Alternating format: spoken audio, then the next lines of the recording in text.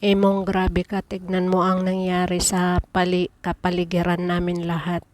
Yung dating green na makikita mo, ngayon ganyan na. Lahat natumba, mga saging, mga halaman, wala na. Wala nang pati mga bakod.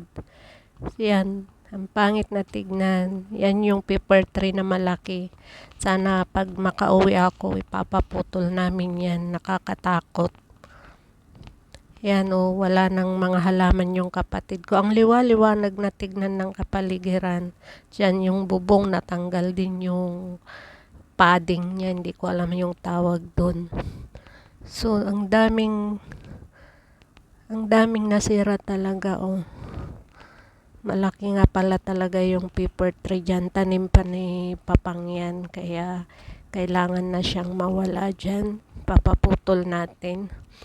Tapos dito sa bahay ng pinsan namin, yan yung manggang matanda na rin. Mabuti na lang at hindi rin siya natumba. Yan yung pinsan ko. Yan yung tindahan niya. Yan yung isang paper tree na tumba rin pala. Tapos nadaganan nga yung tindahan niya. Kawawa naman. Tignan nyo yung bahay kong liwaliwanag na. Lahat bakod. Tumba lahat Lahat ng makikita mo sa daanan, ang daming sira. Yan, so ang daming lilinisin kahit saan. Diba? Ay nako, imo. Ngayon lang ako nakakita yung bagyo na ganito. So yun guys, salamat pa rin tayo kasi ganyan lang ang mga nangyari. Walang mga nasaktan. Ganyan lang. Napakahirap. Napakahirap tignan.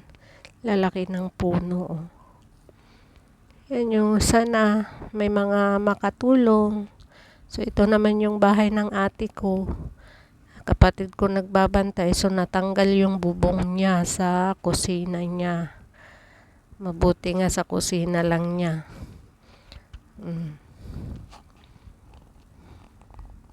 Natanggal yung bubong niya tapos lumipad sa may kusina ko rin. Yan, marupok na rin yung kahoy niya. Wala kasing nakatira dyan guys. Nasa Manila sila. Kaya yung kapatid ko ang naglilinis-linis din dyan.